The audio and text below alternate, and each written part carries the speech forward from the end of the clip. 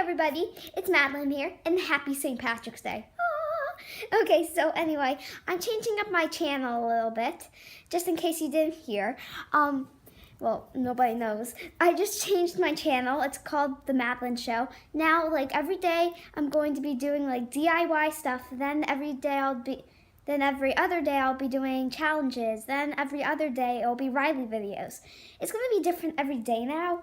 It's not just going to be Riley videos. So, I hope you really enjoy these. Anyway, today I'm going to show you how to make a DIY leprechaun house. Not house, I always say house, trap. So here are, I feel like I'm about to say ingredients. Here are the materials you will need. You will need a bin. It doesn't matter what size it is. I would go with a medium-sized bin though. Well, big enough to hold a leprechaun. You need a ladder. I'll talk about that later. These are of course optional. You can just cut them out, draw them, cut them out. Then tape, you'll definitely need tape. This is an essential. You need these to, you need one of these about as long as the bin you get. Then these are also kind of optional, I guess you could say. I snuck them from my mom's room. So anyway, right here, you can see I have a big bucket of coins. Leprechauns love coins, so you better get a lot of them. Then you can write a note. This is, of course, also optional. You can also pause the video to see what I said. It's kind of funny because it's like saying, I think you'll stay, haha, and everything. Then you need a bunch of books in a box, whatever you really think will work. Okay, so first, this is what you do. Okay, so first, you can grab the bin. The bin is what's going to trap the leprechaun. So, anyway, you need the bin to sit up like this, and then put a stick right there. Okay, so it should be about like that, and then under it, you put, it's heavy. Under it, you have to put the coins or any other thing that you think will attract a leprechaun. But I find it very interesting if you like make a path, as you can see. Doesn't matter how long it is, just long enough to attract him or her.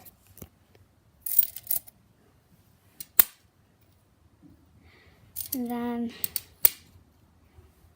one more. Okay, so far we have that. That's not just it though. You need a way for the leprechaun to get up there because everybody knows leprechauns are very short. So, as I was saying before, we would see what the ladder is for later. Well, now it's later. So, you also need the boxes and books or whatever for this. So, you need the box to go on the very bottom and make sure it's aligned up like this with the coin that you put right there for the path. Well, it's optional. You don't have to do the path, but I recommend it. Then, you can grab the rest of the books. This is going to be hard to carry. All right. Put the books right here. Oh, geez. This is going to be difficult. Just, whoa! So, then you put the shortest, the tallest, so it's like a staircase for them. I'll show you in a sec. Oh, okay, I'm done. It's kind of simple. It's pretty simple. But make it more like a staircase so they can definitely get up there. You don't need many books, so you could just put one of them to the side. Then it's the ladder time. Put the ladder right here to make sure your little leprechaun friend can get up there. Well, if they're real, they probably are though. Anyway, So, as I said, the optional stuff now. Well, the most optional. We had some other optional stuff, you know. So, as I was talking about earlier, I wasn't really talking about these earlier, and then I will now. So, you simply just cut these out in a piece of paper. It's really simple. Color it green. You can do you could do a 3-leaf clover or a 4-leaf clover. I just did a 3-leaf clover because it's much simpler. So, this is the optional part. Okay. Okay, just tape the back of it like so. I would recommend 2-sided tape. It's just we don't have that, so. Sorry, I'm not really used to this DIY stuff. It needs to be a really tiny piece of tape, maybe about the size of your pinky. Well, right here of your pinky, like an inch, okay? Let's just call it an inch, okay? So, if you have tape like I have, the one side sticky tape, just bend it back, blah, blah, blah, and then just put it on the back of your 3-leaf or 4-leaf clover, and the magic begins. Oh, oops. Then you can just tape it on right here to make your leprechaun trap pizzazz. Anyway, then do the other one. The other 3-leaf clover or 4. Anyway, yeah. And then remember, 1 inch of tape. Unless you think it needs more, like it depends on the size.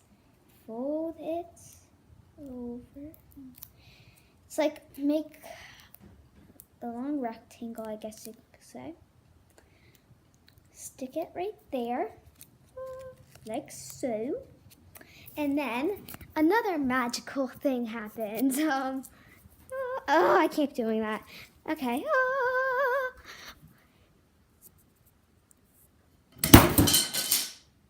Well, that was unexpected, but that's pretty much how it would work. But it wouldn't fall over there. But your leprechaun would be stuck in there. But anyway, let me pick that up. Yeah.